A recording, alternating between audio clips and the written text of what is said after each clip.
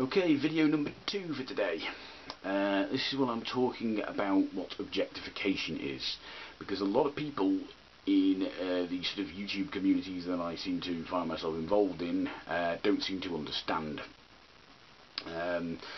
When feminists talk about objectification, this is what they're talking about. They're talking about when you treat somebody as though they don't have agency. They're treating this person as though they don't deserve dignity.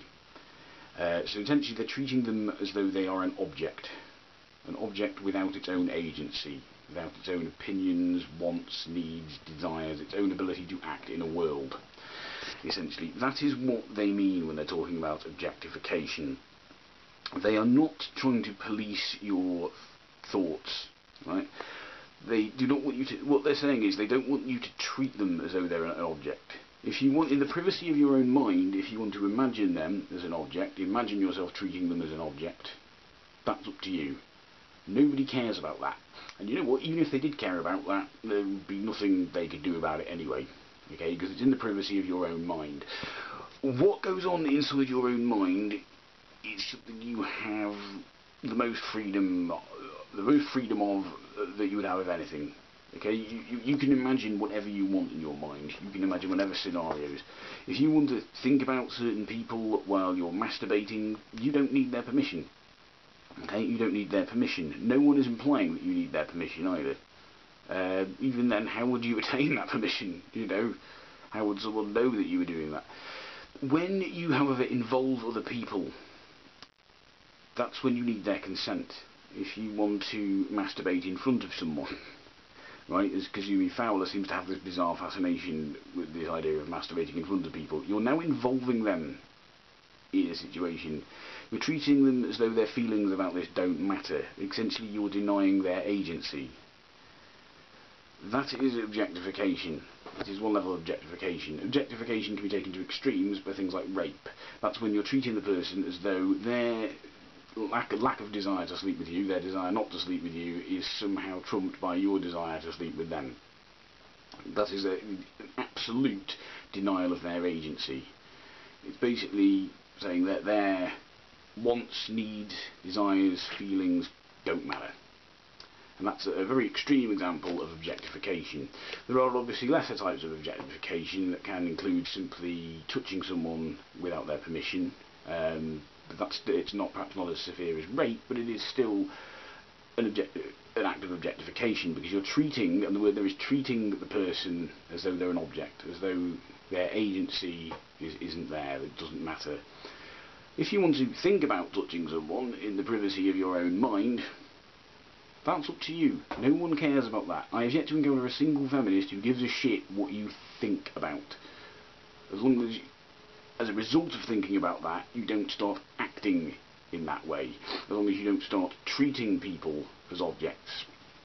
Now, there are certain situations in which objectification might be acceptable, and an obvious example would be something like a BDSM scenario, a sexual scenario, where a person may consent to being treated as though they're an inferior. If they are what we would call a submissive, they may consent to someone dominating them. They may fully consent to that. So they may consent to being spoken to as though they're an object, or treated as an object. But here's the thing: the fact that they've consented to it means their agency has been acknowledged. The fact that this person has made sure they have consent to treat this person like an object before treating them like an object means their agency has been fully acknowledged. So really what we have in this situation is a synthesis of objectification. It's a role play. The person is being treated as though they're an object by someone who knows they're not actually an object and respects that. That's why in these BDSM scenarios there are safety words, aren't there? There are safety words, and these are words which allow someone to basically exit the scenario. You know, it's like I suppose the door in a holodeck in Star Trek. It allows someone to just exit the scenario. And I suppose that's one of the reasons why we have those.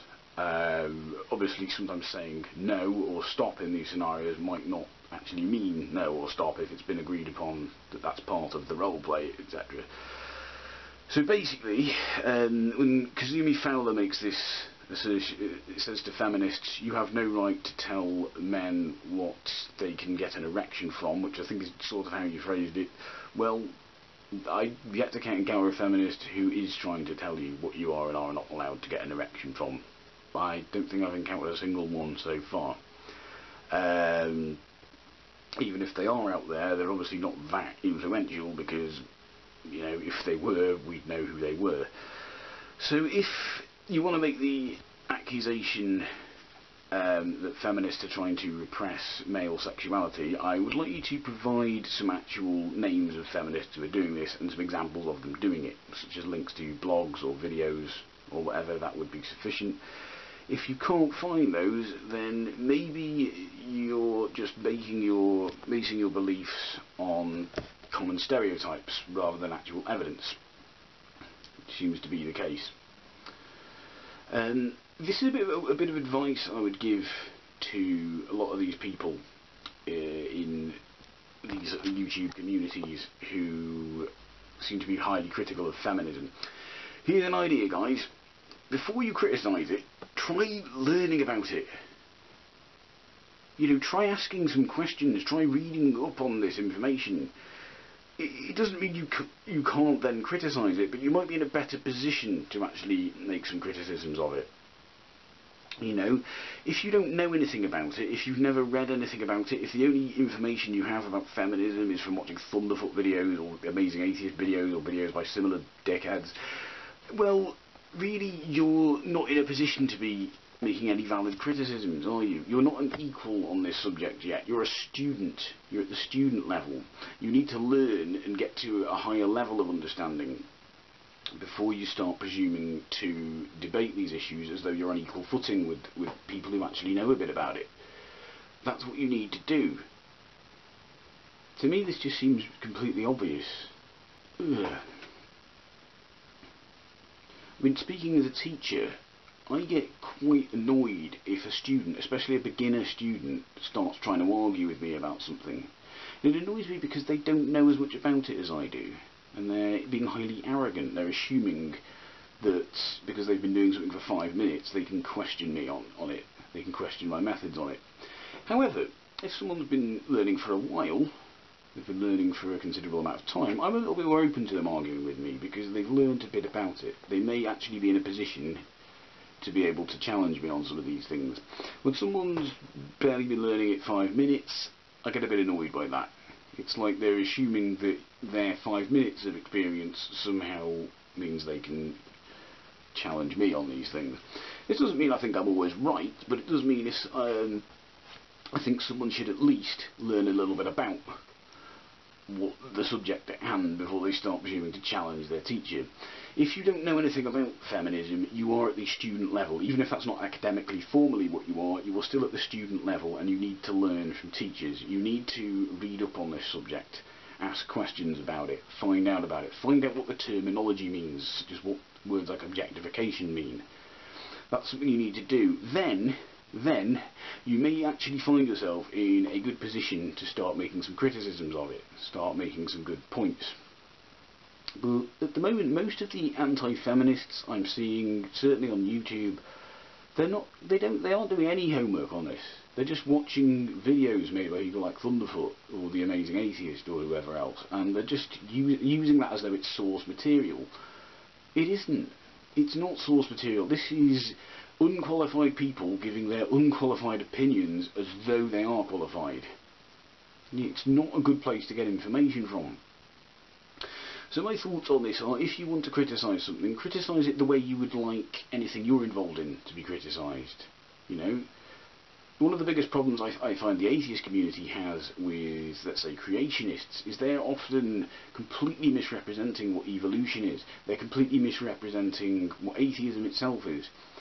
You know, they're giving us. Can you imagine if someone got their information on atheism or their information on evolution from a video by Venom Fang X? You would say straight away that person's information is almost certainly complete bollocks. It's exactly the same if you're trying to get information about feminism from people who have a vested interest in misrepresenting feminism. It's a terrible place to go for information. You need to do your research, you need to read some blogs, watch some videos made by the people who are actually involved in these movements. You know, I was having a bit of a argument in the comment section of a video with someone the other day. They said, oh, in the UK, they said, and in the Western world, they said, oh, the battle of feminism has been won. I said, how do you know that? By what level has it been won? How do you feel qualified to say that? And this person then actually said to me, well, how could anyone be qualified to comment on that? Which shows a huge ignorance of a field of study known as gender studies, which is one of the social sciences. So yes, we do actually have fields of study in which people can talk, get qualifications, and then talk with a certain amount of authority on the issue of gender as it applies in the world, as it applies in society. And this level of ignorance is quite frightening. It really is. And, you know, if you want to criticise something, learn about it. Learn about it. But what you may find is a lot of the criticisms you initially had, or a lot of the reservations you originally had, once you've learned about it, you might realise why they don't apply. You might actually be able to debunk a lot of your own preconceptions yourself through learning.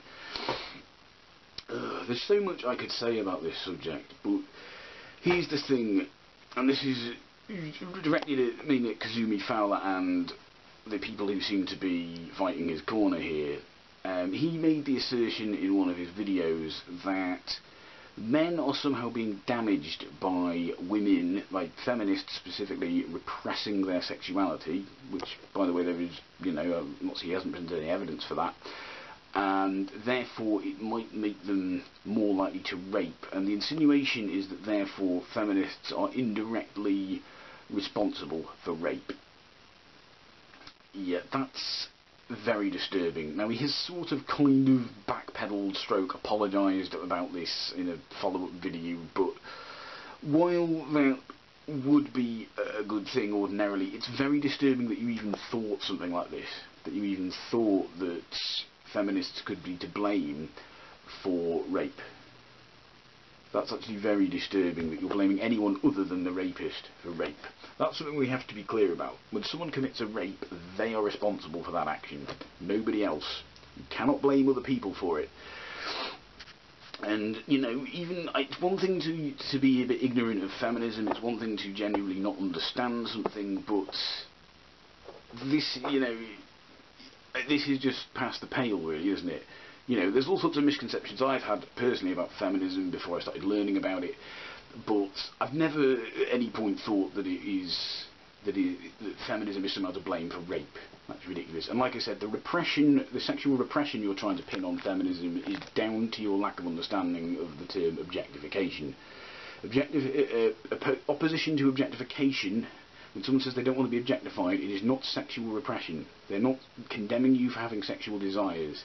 They're simply telling you that the fact you have sexual desires does not entitle you to act on those however you see fit. Okay? If you want to involve other people in your sexual activities, that's when you need their permission. You need their consent. If you want to sit at home, think about people, think about women, think about men, and masturbate, you are free to do so to your heart's content. No one is trying to stop you doing that. I don't even know how anyone really could go about stopping you from doing that. So really, nobody cares about that at all, let's be honest. Anyway, let me know what you think after you've done your homework, guys, after you've actually read up on this subject. Don't just blurt out the first stupid thought that comes in your head. Actually have a look. Actually have a look at this subject. Right? Then let me know what you think. Goodbye.